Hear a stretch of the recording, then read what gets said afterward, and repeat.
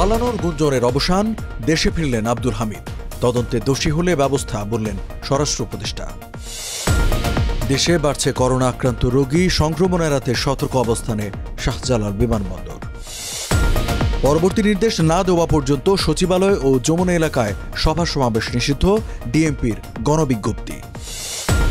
এবং গাজা অভিমুখী ত্রাণবাহী জাহাজ মেডুলিন দখলে নিয়েছে ইসরায়েল, গ্রেটা থুনবার্গের ভিডিও বার্তা। স্বাগত টিভিএস নিউজ অব দ্য ডেতে, সাথে আছে আমি রঞ্জু ইফতেখার। এতক্ষণ দেখছিলেন সংবাদ শিরোনাম, এবারে জানাবো বিস্তারিত।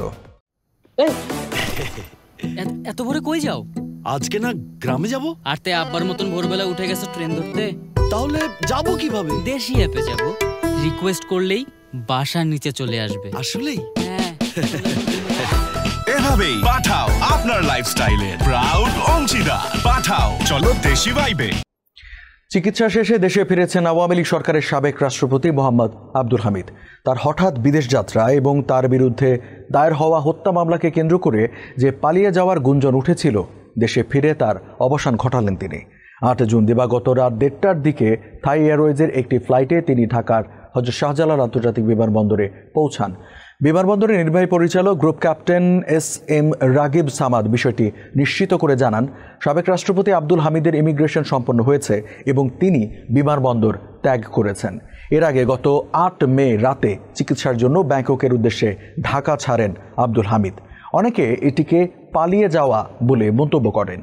অন্তর্বর্তী সরকার ৩ জন পুলিশ কর্মকর্তার বিরুদ্ধে দায়িত্ব অবহেলার অভিযোগে ব্যবস্থা নেয় এবং এই ঘটনার পরিপ্রেক্ষিতে আওয়ামী লীগ নিষিদ্ধের দাবিতে আন্দোলন হয়। পরে বিচার না হওয়া পর্যন্ত আওয়ামী লীগের কার্যক্রম নিষিদ্ধ করে সরকার। ২০২৪ সালের আগস্টে অভ্যুত্থানের মাধ্যমে আওয়ামী লীগ সরকারের পতনের আগে সহিংসতায় সহস্রাধিক প্রাণহানির ঘটনায় সাবেক প্রধানমন্ত্রী শেখ হাসিনা সহ তার দলের লোকজনের বিরুদ্ধে সারা দেশে মামলা হয়। এরই অংশ হিসেবে চলতি বছরের ১৪ জানুয়ারি কিশোরগঞ্জ সদর থানায় আব্দুল হামিদের বিরুদ্ধে একটি হত্যা মামলা দায়ের হয়।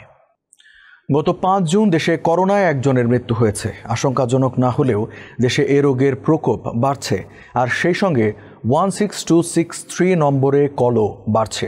স্বাস্থ্য অধিদপ্তরও করোনায় আক্রান্ত রোগী বাড়ার কথা জানিয়েছেন।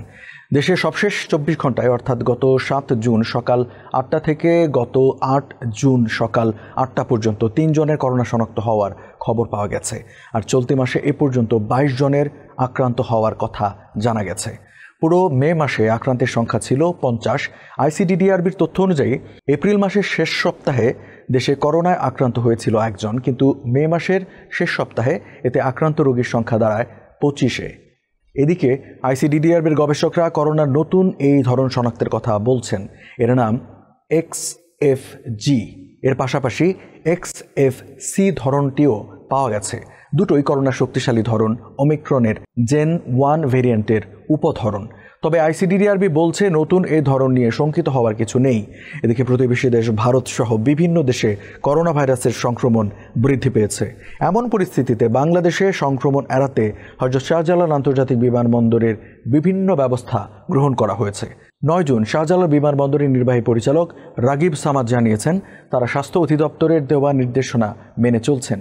বিমানবন্দর কর্তৃপক্ষ জানিয়েছে, বিমানবন্দরের মেডিকেল টিম ও থার্মাল স্ক্যানারের মাধ্যমে নন টাচ পদ্ধতিতে আগত যাত্রীদের দেহের তাপমাত্রা নির্ণয় করার ব্যবস্থা নেওয়া হচ্ছে।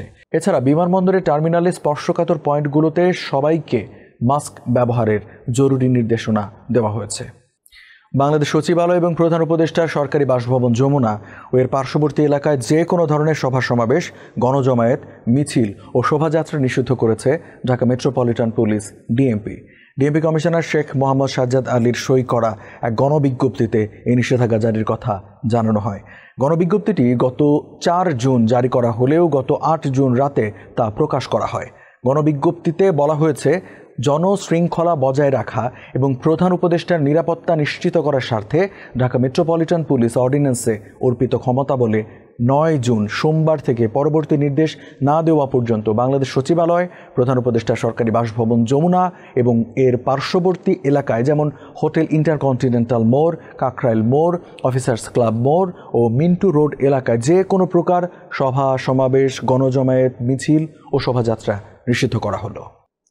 আন্তর্জাতিক অলাভজনক সংস্থা ফ্রিডম ফ্লোটিলা কোয়ালিশন পরিচালিত ত্রাণবাহী জাহাজ ম্যাডলিন গাজায় ভিড়তে দেয়নি ইসরায়েল। ক্ষুধার্ত ফিলিস্তিনিদের জন্য ইতালি থেকে জাহাজটিতে করে ত্রাণ নিয়ে যাওয়া হচ্ছিল।